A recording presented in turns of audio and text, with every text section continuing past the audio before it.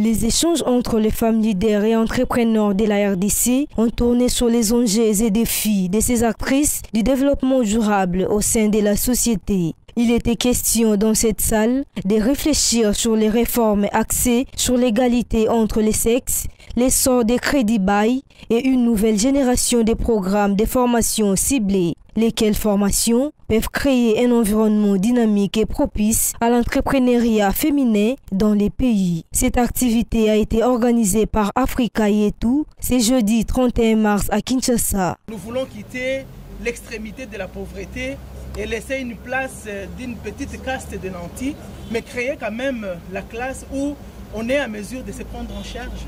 On est capable d'accéder à la nourriture, d'avoir accès à l'eau, d'aller à l'école et de savoir se prendre en charge. Donc je viens de lancer une grande activité qui certainement va produire beaucoup de résultats. Et je compte sur ceci. Je souhaiterais à ce que les organisateurs puissent réfléchir à l'évaluation de ceci et se fixer certainement des objectifs pour accompagner les startups que les jeunes femmes, que les mamans vont encore mettre en place et essayer d'évaluer comment elles vont être accompagnées, comment elles vont être soutenues et comment le gouvernement pourra entrer dans les jeux. Des femmes à la marginalisation et l'exclusion aux opportunités d'affaires, la création des possibilités d'emploi au pays. Nous devons d'abord changer la mentalité et l'éducation de l'homme, à savoir que sans la maman, il n'y a pas l'éducation à la maison. Sans la ministre de la Santé à la maison, il y aura la faim, il y aura beaucoup de problèmes. Alors si la maman a sa place comme dirigeante de la famille, je vous assure que la société, surtout congolaise, va changer. Depuis plusieurs années, Africa Yetu s'est engagé à trouver des solutions concrètes aux problèmes quotidiens rencontrés par les femmes dans l'agriculture, le développement durable. La structure propose par conséquent des solutions pouvant permettre au pays de sortir de l'insécurité alimentaire. Africa Yetu, comme vous le savez, ou bien comme on vient de le chanter ici, notre slogan c'est basé à la femme. C'est basé dans beaucoup de nos activités, c'est culturel, économique, éducationnel, agricole. Mais en plus, nous basons nos programmes ou nos projets sur l'être humaine qu'on appelle femme. Cette conférence était une occasion pour les panélistes de louer les efforts de certaines femmes entrepreneurs aux mains d'or qui travaillent pour la protection de l'environnement dans la fabrication des jus naturels, des objets culturels, des sacs campagne et autres aliments transformés afin de soutenir la promotion de leur leadership en RDC. Plusieurs produits de première nécessité observent une hausse des prix en République démocratique du Congo. Un bidon d'huile de palme de 25 litres qui coûtait 45 000 francs congolais se négocie actuellement à 55 000 francs. Un sac de semoule de maïs qui se vendait à 46 000 francs s'achète à 60 000 francs présentement. Face à cette situation, la population affirme éprouver des difficultés pour s'approvisionner. 2017, 2016, avant, je laissais 7 000 francs congolais. Maintenant, je laisse 10 000 francs ou 12 000 francs pour les marchés. Et c'est toujours insuffisant. Je ne comprends pas pourquoi ces changements. Même les poulets qui se vendaient à 4 500 francs se négocient à 6 000 francs ou à 7 000 francs. Nous ne savons plus comment vivre dans ces pays. Certains témoins font remarquer par ailleurs que les prix varient du jour le jour sur les marchés. Les clients se plaignent de la quantité de la nourriture que nous les servons, raison pour laquelle nous demandons au gouvernement d'avoir pitié de nous. Avec cette hausse du prix, comment allons-nous vivre?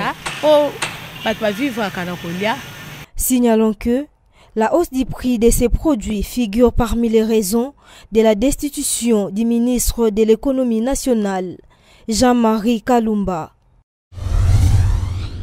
La République démocratique du Congo a, au cours du 19e sommet extraordinaire des chefs d'État de la communauté d'Afrique de l'Ouest, proposé la création d'une nouvelle institution qui aura pour mission de se pencher sur l'environnement, les ressources naturelles, les mines et l'énergie, dont son siège sera à Kinshasa. Pour certains chercheurs interviewés à ce sujet, la proposition de la création de cette institution présentera scientifiquement au pays beaucoup d'avantages au regard de ses ressources naturelles. La République démocratique du Congo, en adhérant à cette organisation des pays d'Afrique de l'Est, propose à ce qu'il y ait cet organe. L'organe qui sera chargé, comme vous l'avez dit, de l'environnement, ressources et tout ça.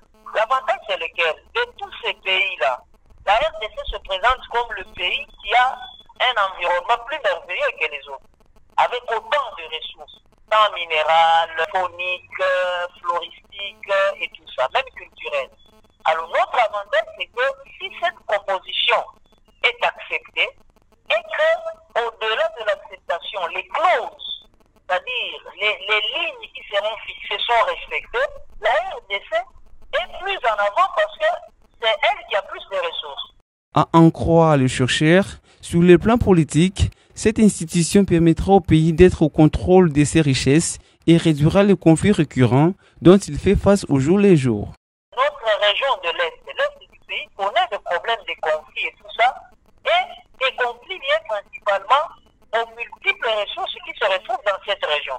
C'est-à-dire, si on sait gérer, si on sait fixer des règles pour l'utilisation des ressources des uns et des autres, cela suppose qu'il y aura moins de pression sur nos ressources et donc moins de conflits. Rappelons que depuis mardi 29 mars, la RDC est officiellement devenue membre de la communauté d'Afrique de l'Est, dont l'objectif est la coopération économique régionale centrée sur les personnes et fondée sur l'économie des marchés. Elle vise aussi la création d'un environnement approprié, le développement des politiques favorables et des infrastructures de base. Les discussions entre les gouverneurs de la ville de Kinshasa et les membres de la Fédération des entreprises du Congo ont tourné sur un moratoire relatif à l'arrêté du ministre provincial des Finances du 1er décembre 2021 fixant les taux de l'impôt sur les superficies des propriétés bâties et non bâties dans la ville de Kinshasa. On n'a pas débattu sur tout l'arrêté, seulement les taux de quelques superficies non bâties et bâties, parce qu'en son temps, l'ancien arrêté, on avait presque le même taux partout, mais nous avons différencié maintenant. Nous avons trouvé un compromis avec la FEC. Après un échange enrichi entre les parties prenantes, l'autorité urbaine a accédé à la demande du patronat RD congolais qui a relevé que les difficultés des opérateurs économiques tirent leurs origines à la période où l'économie mondiale était frappée par la crise sanitaire liée à la Covid-19. La FEC, c'est les partenaires de la ville. On ne peut que dans le cadre aussi du climat des affaires, nous avons tous ensemble trouvé un compromis. Concernant les moratoires, la FEC a obtenu du gouverneur un délai allant jusqu'à 20 avril prochain, contrairement à la date initiale dont l'échéance courait jusqu'au 31 mars. Et il y a un moratoire qui a été sollicité, alors nous avons poussé l'échéance jusqu'au 20 avril. Le temps que l'arrêté, le nouveau arrêté que nous allons mettre en place soit publié par le journal officiel et de permettre aussi aux assujettis de s'acquitter de leurs devoirs civiques. Pour ce qui est des allègements du taux d'imposition, les montants au mètre carré sur les superficies des propriétés bâties et non bâties a également été légèrement revu à la baisse selon les différentes catégories. Entre-temps, un autre arrêté sera signé par le ministre provincial des Finances afin de tenir compte de ces modifications. Le mois de mars, dédié à la lutte pour le droit de femmes, ferme ses portes ce jeudi 31 mars 2022. Ce mois qui prône les valeurs de la femme a été embelli par plusieurs activités, de part et d'autre, pour promouvoir l'autonomisation de la femme. Plusieurs personnalités ont fait leur déclaration afin de booster la femme et la pousser à la prise de conscience de son rôle dans la société et de son apport dans la lutte contre le changement climatique. Denise Nyakero Tshisekedi, première dame de la République démocratique du Congo, pense que la femme peut aussi être une actrice participative pour la régulation du climat, car la RDC s'est récemment positionnée à juste titre comme pays solution dans la réponse mondiale à la problématique du changement climatique. Il nous faut donc préserver cette ambition en intégrant le rôle de la femme dans l'équation, notamment la femme rurale, par un renforcement des capacités, pour un abandon rapide des habitudes néfastes à la préservation de l'environnement, au nombre desquels le déboisement sauvage ou encore la mauvaise gestion des déchets. Pour Laetitia Kabamba, ministre provinciale de l'Environnement, la femme est appelée à saisir les opportunités en présentant des projets concrets et réels pour le développement du pays. Ma présence ici est la preuve d'un engagement au niveau de la haute hiérarchie de la ville de Kinshasa et qui montre que nous nous inscrivons justement à 200% dans cette transition écologique qui veut que nous puissions désormais voir les déchets comme une ressource et pas comme une nuisance, comme je l'ai dit. J'ai attiré l'attention de toute personne lambda intéressée à pouvoir travailler aux côtés du gouvernement provincial, que mon ministère était ouvert et que nous étions prêts à discuter et établir des partenariats publics-privés gagnant-gagnant, toujours dans les cadres surtout de la promotion de la femme. Quant à Grace Ngike, présidente de l'Association congolaise de femmes de la presse écrite, ECOFEP, la femme a réellement pris conscience de son combat et doit s'élancer dans des structures pour promouvoir son autonomisation. Nous avons un sentiment de satisfaction. Pendant longtemps, nous avons crié sur la prise de conscience des femmes. Nous avons réalisé que les femmes ont réellement pris conscience de leur cause, de leur situation. Nous menons un combat, nous menons un plaidoyer, mais nous ne voulons pas mener seuls. Il faut que les femmes soient derrière nous. Il faut que les femmes nous accompagnent dans ce que nous faisons. Nous, au niveau de la COFEP, on se bat pour que les femmes obtiennent, méritent, des femmes compétentes, méritent de grade, méritent de fonction, de directeur, de sous-directeur. Nous demandons aux femmes d'adhérer dans de différentes associations de femmes de médias. Face aux catastrophes naturelles, Denise Mwanga, journaliste environnementale, invite la femme à s'engager dans ces combats car elle est la pièce motrice de la lutte contre les effets néfastes du changement climatique.